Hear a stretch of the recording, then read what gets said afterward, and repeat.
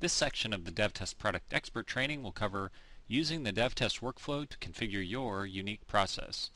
Specifically, we'll be covering template-based project workflow configuration, including template workflow states, task workflow states, template workflow settings, and we'll also be covering the work project workflow configuration, including task workflow settings.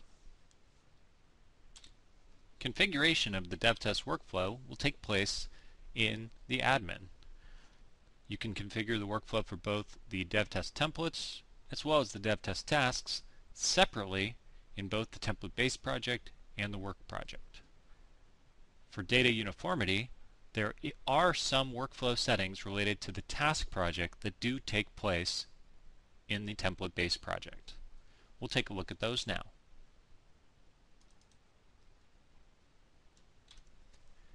In the DevTest template-based project admin, if we go to the state definition folder, there are 3 setting pages that relate to workflow in DevTest. We have the DevTest template workflow options, and this will allow me to determine what workflow options I want to be able to use for the templates. We have template workflow. This allows me to set up workflow based on the template states that I'm going to be using. And then we also have the test task state workflow. And this is used so that if you have multiple DevTest work projects, that they all can use the same states for reporting purposes and your ability to see that data across project. So let's start with the workflow options. Enabling each of these settings will change what you see when you look at the template workflow. Each of these settings will actually relate to a tab that will then be added to the workflow settings for the template workflow.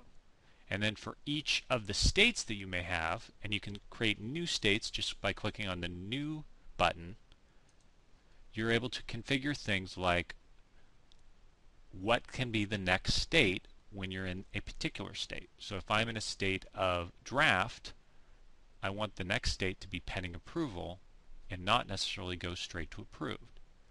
I can also define who the applicable owners might be for a item that's in a particular state, and even who can change to a next state.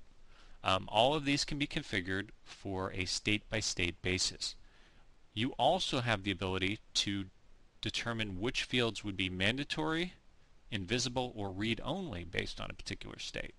For a draft state, perhaps I want all of the fields to be read-only, so that when someone is creating a new template, I want to make sure that they are filling out each of these fields, maybe with the exception of the attachments, before they're able to complete the task of submitting that template.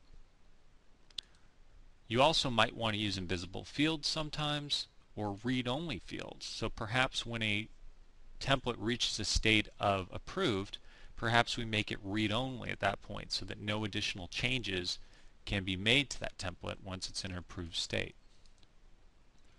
The configuration is going to be similar in the task view also. But before we can go to the work project and take a look at the task view workflow settings, we're going to need to set up what test task states are going to be available to each work project. And if we see here in the template base project admin, the task states are actually configured here. And so that I can create a list of states that I want to use and set the default state here also. Once I've done that, when I do open up the work project,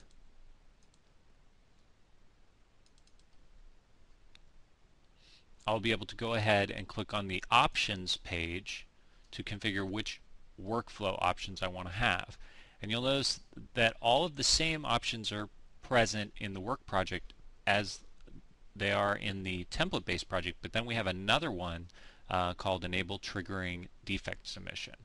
And what that one will do is that when I add that to a particular state, so let's look at fail for example, if I add triggering there, it'll allow me to automatically trigger a pop-up dialog for the user that will allow them to submit a defect into DevTrack. And it'll also map over the fields that I choose to and have set up when I set up the DevTrack integration, which will be covered by another video.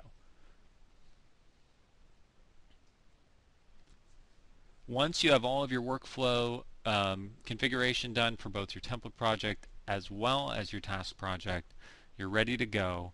And that as your users update templates or tasks and move them into the appropriate workflow state, what they can do next and what they see will be determined by the configurations that you've made here in the admin.